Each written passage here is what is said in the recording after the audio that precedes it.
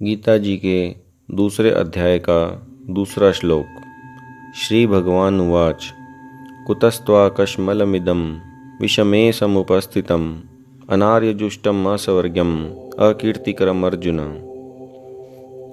व्याख्या। अर्जुन, यह संबोधन देने का तात्पर्य है कि तुम स्वच्छ निर्मल अंतःकरण वाले हो, अतः तुम्हारे स्वभाव में कालुष्य कायरता का आना बिल्कुल विरुद्ध बात है। यह तुम में कहाँ से आ गई। कुतस्त्वाकश्मलमिदं विषमे समुपस्थितम्। भगवान आश्चर्य प्रकट करते हुए अर्जुन से कहते हैं कि ऐसे युद्ध के मौके पर तो तुम्हारे में शूरवीरता और उत्साह आना चाहिए था, पर इस बेमौके पर तुम्हारे में यह कायरता कहाँ से आ गई। आश्चर्य दो तरह से होता है, अपने न जानने के कारण और दूसरे को चेताने के लिए। भगवान का यहाँ जो आश्चर्य पूर्वक बोलना है वह केवल अर्जुन को चेताने के लिए है, जिससे अर्जुन का ध्यान अपने कर्तव्य पथ पर चला जाए। कुतः यह कहने का तात्पर्य है कि मूल में यह कायरता रूपी दोष तुम्हारे में स्वयं से नहीं है, यह तो आगंतुक दोष है जो सदा रहने वाला नहीं है।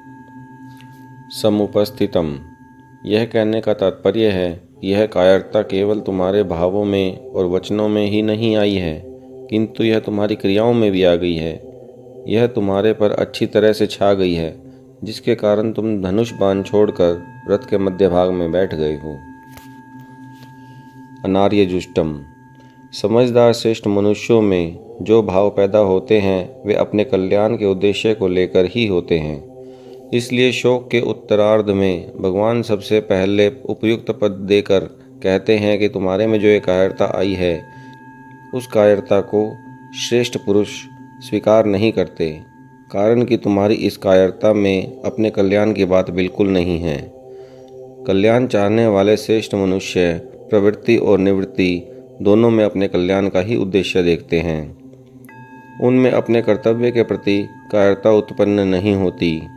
परिस्थिति के अनुसार उनका जो भी कर्तव्य होता है, उन्हें जो कर्तव्य प्राप्त हो जाता है, उनको वे कल्याण प्राप्ति के उद्देश्य से उत्साह और तत्परता पूर्वक सांगोपांग करते हैं।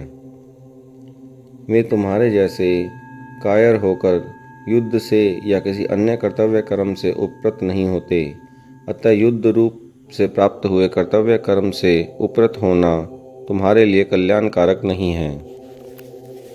अस्वर्ग्यम, कल्याण की बात सामने न रखकर अगर सांसारिक दृष्टि से भी देखा जाए तो संसार में स्वर्ग लोक ऊंचा है, परंतु तुम्हारी यह कायरता स्वर्ग को देने वाली नहीं है।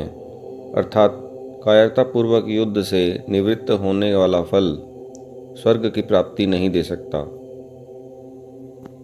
अकीर्तिकरम, अगर स्वर्ग प्राप्ति का भी लक्ष्य न हो तो अच्छा माना जाने वाला पुरुष वही कार्य करता है जिससे संसार में कीर्ति हो, परंतु तुम्हारी यह जो कायरता है यह इस लोक में भी कीर्ति यश देने वाली नहीं है, प्रत्युत अपकीर्ति अपयश देने वाली है। अतः तुम्हारे में कायरता का आना सर्वथा ही अनुचित है। भगवान ने यहाँ अनार्यजुष्टम, अस्वर्ग्यम, अकीर्तिकरम ऐसा क्रम देकर तीन प्रकार के मनुष्य बताए हैं। एक, जो विचारशील मनुष्य होते हैं वे केवल अपना कल्याण ही चाहते हैं, उनका ध्येय उद्देश्य केवल कल्याण का ही होता है। दो, जो पुण्यात्मा पुरुष होते हैं वे शुभ कर्मों के द्वारा स्वर्ग की प्राप्ति करते हैं, वे स्वर्ग को ही श्रेष्ठ मानकर उनकी प्राप्ति का ही उद्देश्य रखते हैं। तीन, जो साधारण मनुष्य होते हैं वे संसार को ही आदर देते हैं, इसलिए वे संसार में अपनी कीर्ति चाहते हैं और उस कीर्ति को ही अपना ध्येय मानते हैं। उपयुक्त तीनों पद देकर भगवान अर्जुन को सावधान करते हैं कि तुम्हारा यह जो युद्ध न करने का निश्चय है, यह विचारशील और पुण्यात्मा मनुष्यों के ध्येय कल्याण और स्वर्ग को प्राप्त कराने वाला भी नहीं है, तथा साधारण मनुष्यों के ध्येय कीर्ति को प्राप्त कराने वाला भी नहीं है।